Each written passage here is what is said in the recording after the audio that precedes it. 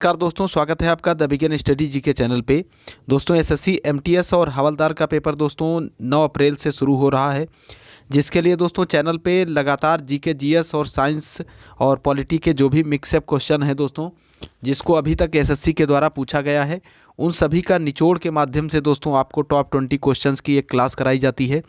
जिस क्लास में दोस्तों कहने को तो टॉप 20 क्वेश्चंस होते हैं, बाकी अन्य क्वेश्चंस के माध्यम से उसी से मिलते जुलते क्वेश्चंस जिनके पूरे आपके एग्ज़ाम में आने की संभावना है, वो क्वेश्चंस भी आपको कराए जाते हैं। तो दोस्तों इस सीरीज़ को आप ज़रूर अटेंड कीजिए। 10, 12, 15 मिनट्स में आपका बेनिफिट ही होगा दोस्तों, और आप एक बेहतर प्रदर्शन कर सकेंगे जीके जीएस में अपने एग्ज़ाम के अंदर। तो आइए चलते हैं दोस्तों आज की क्लास की ओर बिना किसी देरी के। दोस्तों आज का जो पहला प्रश्न है वो है, निम्नलिखित में से कौन सा पेट्रोलियम निर्यातक देशों के संगठन का ओपेक का सदस्य नहीं है।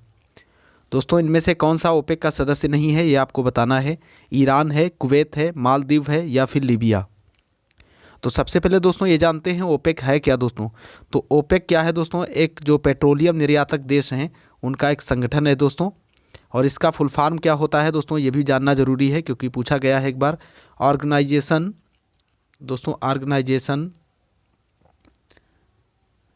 ऑफ पेट्रोलियम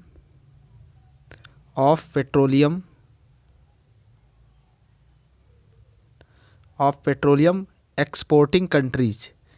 क्या होता है दोस्तों, organisation of petroleum exporting countries.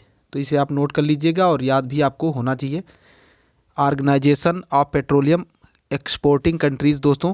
और इसकी स्थापना होती है दोस्तों 1960 में। और इसकी स्थापना दोस्तों कहाँ की गई थी, तो इसकी स्थापना तो दोस्तों हुई थी सऊदी अरब के अंदर, लेकिन दोस्तों इसका जो मुख्यालय है वो दोस्तों कहाँ है।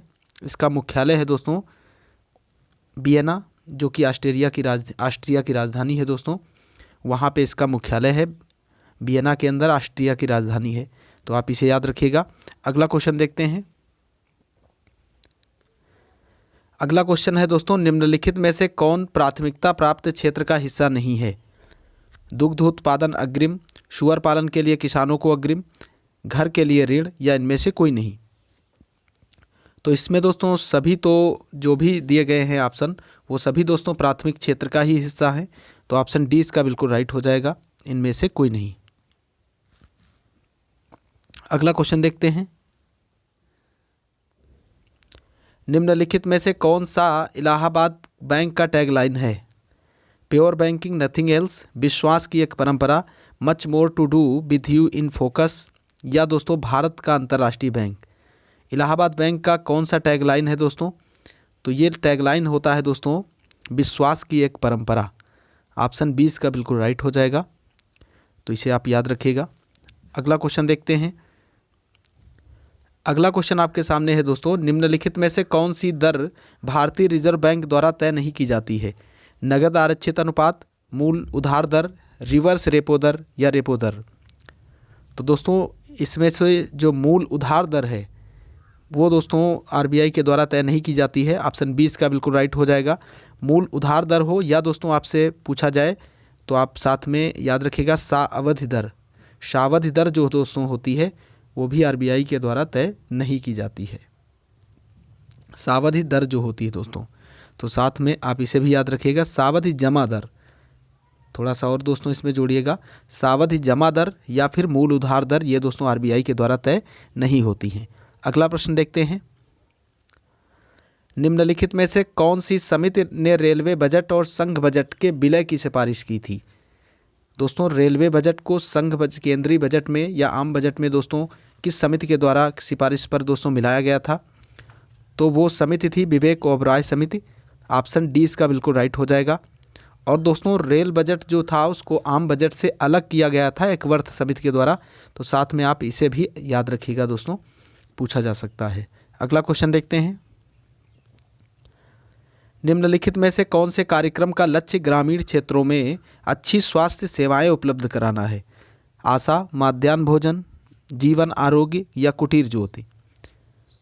तो ग्रामीण क्षेत्रों में एक अच्छे स्वास्थ्य सेवाओं को उपलब्ध कराना दोस्तों कौन सा कार्यक्रम का लक्ष्य है। आशा कार्यक्रम का। ऑप्शन ए इसका बिल्कुल राइट हो जाएगा। बढ़ते हैं अगले प्रश्न की ओर। अगला प्रश्न है दोस्तों, एमपीसी को एक वर्ष में कम से कम मिलना आवश्यक है। एमपीसी क्या होता है दोस्तों, सबसे पहले तो यही जानते हैं। एमपीसी होता है दोस्तों मॉनेटरी पॉलिसी कमेटी। क्या होती है दोस्तों? Monetary policy committee. Policy committee जो होती है दोस्तों उसको एमपीसी कहते हैं। तो इसे आप याद रखिएगा दोस्तों, मॉनेटरी पॉलिसी कमेटी, या हिंदी में दोस्तों इसको कहते हैं मौद्रिक नीति समिति। और इसकी दोस्तों एक वर्ष में कितनी बैठकें होती हैं? 4 बार दोस्तों इसकी बैठक होना आवश्यक है। ऑप्शन सी इसका बिल्कुल राइट हो जाएगा। हर 3 माह के बाद दोस्तों इसकी एक बैठक होती है मौद्रिक नीति समिति की। अगला क्वेश्चन देखते हैं। सहकारी कृषि परीक्षण विश्व के किस देश में सर्वाधिक सफल रहा है?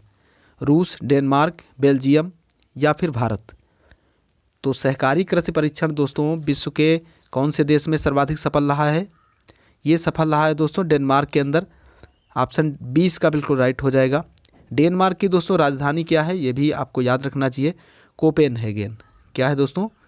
कोपेनहेगन जो है वो दोस्तों डेनमार्क की राजधानी है। तो इसे भी आप याद रखिएगा। अगला क्वेश्चन देखते हैं। अलकनंदा के साथ वह नदी कौन सी है जिसके संगम पर रुद्रप्रयाग स्थित है? अलकनंदा के साथ में दोस्तों वह कौन सी नदी है जिसके संगम पर रुद्रप्रयाग स्थित है? भागीरथी, मंदाकिनी, नंदाकिनी या फिर धौली गंगा?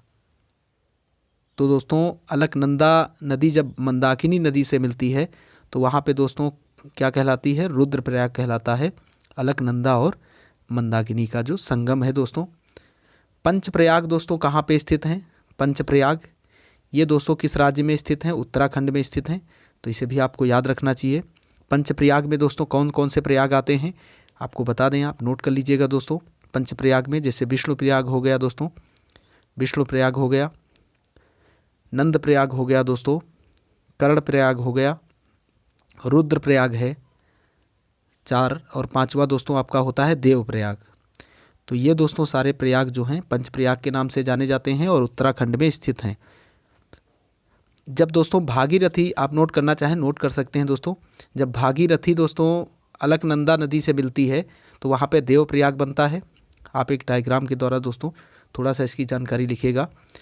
जैसे दोस्तों ये एक अलकनंदा नदी है, अलकनंदा नदी है दोस्तों ये, और इसमें दोस्तों जब भागीरथी नदी मिलती आके है, कौन सी? भागीरथी नदी दोस्तों, ये वाली नदी, तो वहाँ पे दोस्तों देवप्रयाग बनता है।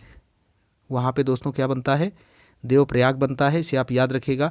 और मंदाकिनी इसके बाद दोस्तों जब मिलती है आके है जिस स्थान पे, वहाँ पे दोस्तों इसी अलकनंदा नदी में दोस्तों मंदाकिनी जब मिलती आके है तो दोस्तों वहाँ पे बनता है रुद्रप्रयाग।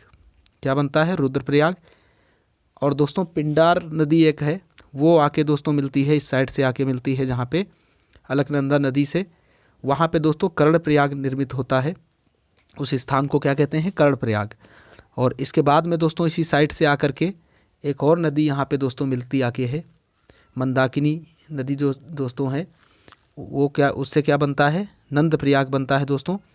और आगे दोस्तों जब धौली गंगा लास्ट में आकर के यहाँ पे मिलती है इसमें, तो जो यहाँ पे स्थान निर्मित होता है उसे कहते हैं विष्णु प्रयाग कहते हैं। क्या कहते हैं दोस्तों? विष्णु प्रयाग कहते हैं, जब अलकनंदा दोस्तों धौली गंगा से मिलती है। तो ये दोस्तों आप याद रखिएगा। बढ़ते हैं अगले क्वेश्चन की ओर। गंगा के बाद दूसरी सबसे लंबी नदी कौन सी है? यमुना, घाघरा, चंबल या सोन? तो गंगा के बाद दूसरी सबसे लंबी नदी दोस्तों आप सभी को पता होगा यमुना है भारत में। ऑप्शन ए इसका बिल्कुल राइट हो जाएगा दोस्तों। चंबल है, सिंध है और केन। चंबल, सिंध दोस्तों, केन और बेतवा, ये सभी दोस्तों यमुना की क्या है? सहायक नदी हैं। तो इसे भी आपको याद रखना चाहिए। अगला क्वेश्चन देखते हैं। अगला प्रश्न आपके सामने है दोस्तों, निम्न में से कौन सी एक नवरत्न है? नवरत्न कंपनी है दोस्तों, टाटा मोटर्स, इन्फोसिस, गेल या इंडियन एयरलाइंस? तो नवरत्न कंपनी इसमें से है दोस्तों कौन सी? गेल। ऑप्शन सी बिल्कुल राइट हो जाएगा। वर्तमान में यदि आपसे पूछा जाए दोस्तों महारत्न कंपनियां कितनी हैं, तो दोस्तों 11 थी पहले, लेकिन वर्तमान में अब दोस्तों बढ़ के कितनी हो गई हैं? 12 हो गई हैं, तो इसे भी आप याद रखिएगा। अगला क्वेश्चन देखते हैं। समाजवाद क्या प्राप्त करने में सफल रहता है? समाज में उच्च व्यक्तिगत कल्याण, समाज में अधिकतम सामाजिक या लोगों के जीवन का उच्च स्तर, समाज में आय का समान वितरण। तो समाजवाद दोस्तों इनमें से क्या प्राप्त करने में सफल रहता है? समाज में दोस्तों अधिकतम दोस्तों सामाजिकता हो, समाजवाद का यही लक्ष्य होता है दोस्तों। समाज में अधिकतम सामाजिकता है, तो ऑप्शन 20 का बिल्कुल राइट हो जाएगा। अगला क्वेश्चन देखते हैं। उत्पादन फलन का अभिप्राय है भूमि और श्रम के बीच संबंध, भौतिक आगत और भौतिक निर्गत के बीच संबंध, मांग और पूर्ति के बीच संबंध, पूंजी और संगठन के बीच संबंध। तो उत्पादन फलन का क्या अभिप्राय है? उत्पादन फलन का अभिप्राय दोस्तों होता है भौतिक और भौतिक निर्गत, भौतिक आगत और भौतिक निर्गत के बीच में दोस्तों संबंध होता है, जिसको क्या कहा जाता है? उत्पादन फलन कहा जाता है। तो आप इसे याद रखिएगा, ऑप्शन 20 का बिल्कुल राइट हो जाएगा। अगला क्वेश्चन देखते हैं। निम्न में से किस वस्तु की मांग लोचदार है? विद्युत, औषधि, चावल या दियासलाई की डिबिया। तो इसमें से दोस्तों विद्युत की जो डिमांड है दोस्तों वो लोचदार है, ऑप्शन ए इसका बिल्कुल राइट हो जाएगा। अगला क्वेश्चन देखते हैं। निम्नलिखित में से कौन सा शब्द क्रिकेट से संबंधित है? एलबीडब्ल्यू, ड्यूस, स्ट्राइक या दोस्तों पेनल्टी। तो इसमें से जो एलबीडब्ल्यू है दोस्तों वो क्रिकेट से संबंधित है, ऑप्शन ए इसका बिल्कुल राइट हो जाएगा। अगला क्वेश्चन देखते हैं। अगला प्रश्न है दोस्तों, बांग्लादेश के नए राष्ट्रपति के रूप में किसे चुना गया है? शेख हसीना, शहाबुद्दीन अहमद, मोहम्मद शहाबुद्दीन चुप्पू या AKM नरूल इस्लाम। तो अभी हाल ही में दोस्तों बांग्लादेश के नए राष्ट्रपति चुने गए हैं मोहम्मद शहाबुद्दीन चुप्पू, ऑप्शन सी बिल्कुल राइट हो जाएगा इसका। अगला प्रश्न देखते हैं। रॉयल चैलेंजर्स बेंगलोर की वीमेंस क्रिकेट टीम का मेंटर किसे नियुक्त किया गया है? RCB दोस्तों जो टीम है वीमेंस की, उसका मेंटर किसे नियुक्त किया गया है? तो उसका मेंटर नियुक्त किया गया है दोस्तों सानिया मिर्जा को, ऑप्शन 20 का बिल्कुल राइट हो जाएगा। अगला क्वेश्चन देखते हैं। अगला प्रश्न है दोस्तों, नाबार्ड में भारत सरकार का कितना हिस्सा है? 55%, 51%, 99% या 75%। तो नाबार्ड के अंदर दोस्तों भारत सरकार जो है उसका हिस्सा कितना है ये आपको बताना है। उसका हिस्सा है दोस्तों 99%, ऑप्शन सी इसका बिल्कुल राइट हो जाएगा। नाबार्ड की स्थापना दोस्तों कब हुई थी ये भी आपको याद रखना चाहिए, 12 जुलाई 1982 को। 1982 को दोस्तों इसकी स्थापना होती है नाबार्ड की।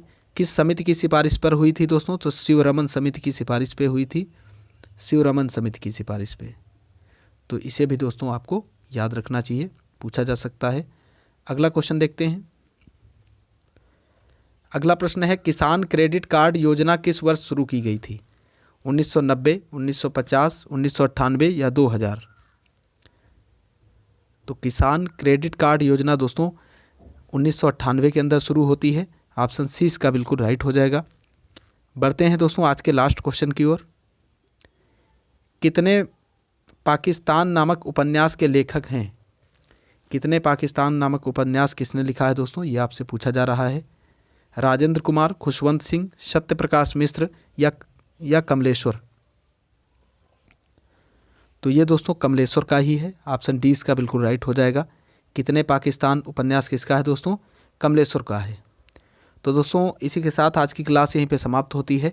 आशा करता हूँ दोस्तों क्लास आपको पसंद आई होगी। यदि क्लास आपको पसंद आई है तो आप इसे ज़्यादा से ज़्यादा लोगों के पास शेयर कीजिए, और आपने अभी तक ये चैनल को सब्सक्राइब नहीं किया है तो दोस्तों इसी प्रकार की अन्य क्लासेस पाने के लिए आप चैनल को ज़रूर सब्सक्राइब करें, ताकि दोस्तों आपकी जीके जीएस बेहतरीन हो सके और आप एक अच्छा स्कोर कर सकें जीके जीएस में।